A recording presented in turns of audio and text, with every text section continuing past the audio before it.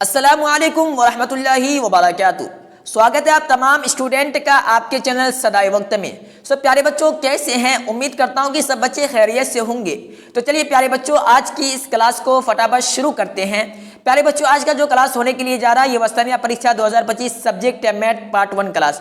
बहुत सारे बच्चों का ये डिमांड था और काफ़ी स्टूडेंट इस चीज़ को लेकर बार बार कमेंट भी कर रहे थे कि सर मैथ का क्लास कब करवा रहे हैं, क्योंकि बच्चे को ज़्यादा परेशानी, ज़्यादा जो मुश्किल लगता है दो ही सब्जेक्ट लगता है, अव्वल है इंग्लिश और दूसरा है मैथ। तो प्यारे बच्चों, आज की इस क्लास में मैथ को काफ़ी आसान तरीके से समझेंगे और अगर आप इस क्लास को अच्छी तरीके से समझ लेते हो तो मैथ आपके लिए हलवा लगने लग जाएगा। ठीक प्यारे बच्चों, तो कोई भी सब्जेक्ट मुश्किल नहीं होता। अगर आप अच्छी तरीके से उस सब्जेक्ट को पढ़ेंगे और उसे समझेंगे तो फिर आपके लिए वो सब्जेक्ट एकदम पूरा आसान हो जाएगा। ठीक प्यारे बच्चों, तो चलिए आज की इस क्लास को फटाफट शुरू करते हैं बिना देरी के। तो प्यारे बच्चों, यहाँ पे देखिए क्वेश्चन नंबर 1 में आपसे पूछा जा रहा है। यहाँ पे देखिए कि ये जो सवाल है ये देखने में ज्यादा आपको मुश्किल लग रहा होगा कि किस तरीके से इसे बनाएंगे, लेकिन जैसे ही आप हम इसे बनाना शुरू करेंगे तो फिर ये सवाल आपके लिए आसान लगने लग जाएगा।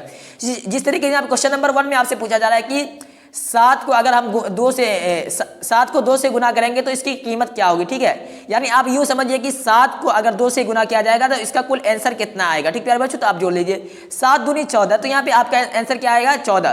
तो वही यहाँ पे पूछा है कि 7 को अगर 2 से गुना करेंगे तो कुल इसका कीमत क्या होगा, यहाँ पे आप बताइए। तो इसका कीमत क्या होगा 7 दूना 14, तो यानी 14। तो यहाँ भी आपके पास ये 4 ऑप्शन से दिए हुए हैं। ए है 7, बी है 14 और डी सी है 7/2 और डी है कि 2/7। तो इसमें जो आपका राइट आंसर आएगा वो ऑप्शन बी आएगा, क्योंकि आपने 7 को 2 से गुना किया तो आपके पास आंसर जो आया है वो 14 आया है और 14 जो लिखा हुआ है वो ऑप्शन बी में लिखा हुआ। तो क्या करना है आपको ऑप्शन बी में ही टिक लगा देना है। ठीक प्यारे बच्चों, चलिए आगे बढ़ते हैं।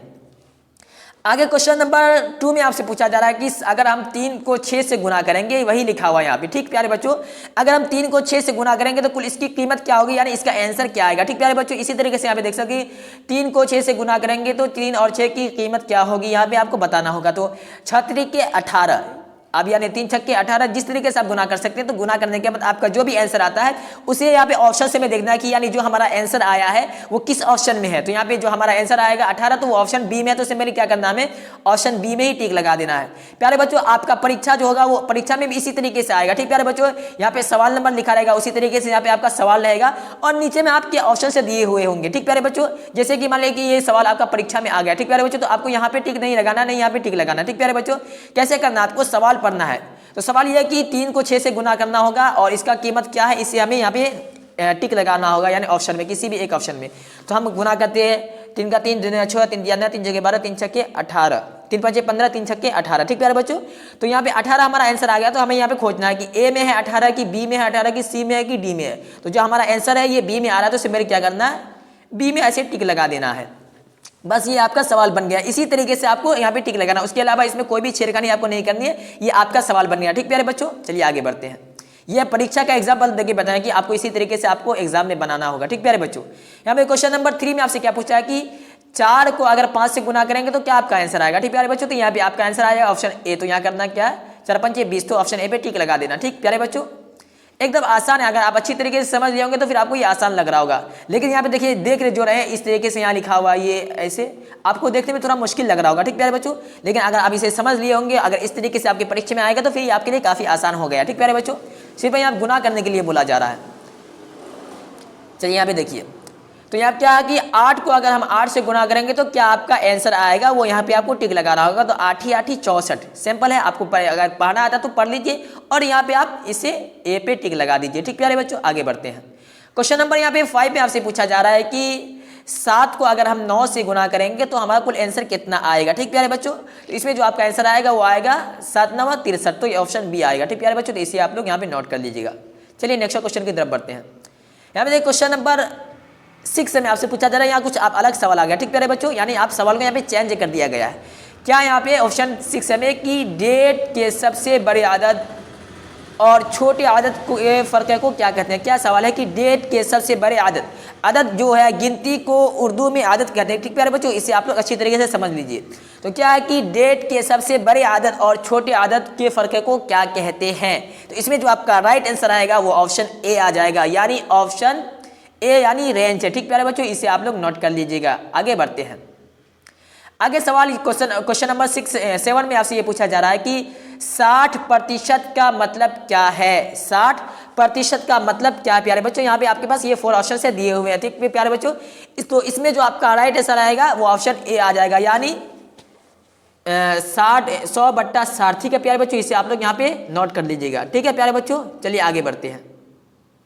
यहाँ पे क्वेश्चन नंबर 8 में आपसे क्या पूछ रहा है, फिर वही सवाल आया है, ठीक है। क्वेश्चन नंबर 8 में भी आपसे पूछा जाए कि 40% का मतलब क्या है। 40%, ये जो आप देख रहे हैं ना, ये इस तरीके से लिखा हुआ और एक नुक्ता यहाँ एक नुक्ता यहाँ दिया हुआ, तो इसका मतलब होता है प्रतिशत, ठीक प्यारे बच्चों। तो यहाँ इसी तरीके से यहाँ पे 40 लिखा हुआ इस तरीके से, फिर यहाँ पे प्रतिशत दिया हुआ, तो क्या होगा इसका आंसर, तो ऑप्शन ए ही आ जाएगा, यानी 100/40 आपका यही है। 40% का मतलब क्या है, तो 100/40, ठीक प्यारे बच्चों। इसे आप लोग नोट कर लीजिए। चलिए आगे बढ़ते हैं। यहाँ पे क्वेश्चन नंबर 9 में आपसे पूछा जा रहा है कि 70% का मतलब क्या है, ठीक प्यारे बच्चों। ये प्रतिशत वाला जो सवाल है इसे अच्छी तरीके से समझ लीजिए, और जिस तरीके से बनाया जा रहा है उसी तरीके से आपको भी बनाना होगा, ठीक प्यारे बच्चों। यहाँ पे देखिए क्या है कि 70% का मतलब क्या, तो यहाँ पे आपका जो आंसर आएगा वो ऑप्शन ए आ जाएगा, ठीक प्यारे बच्चों। इसे आप लोग नोट कर लीजिएगा। आगे बढ़ते हैं।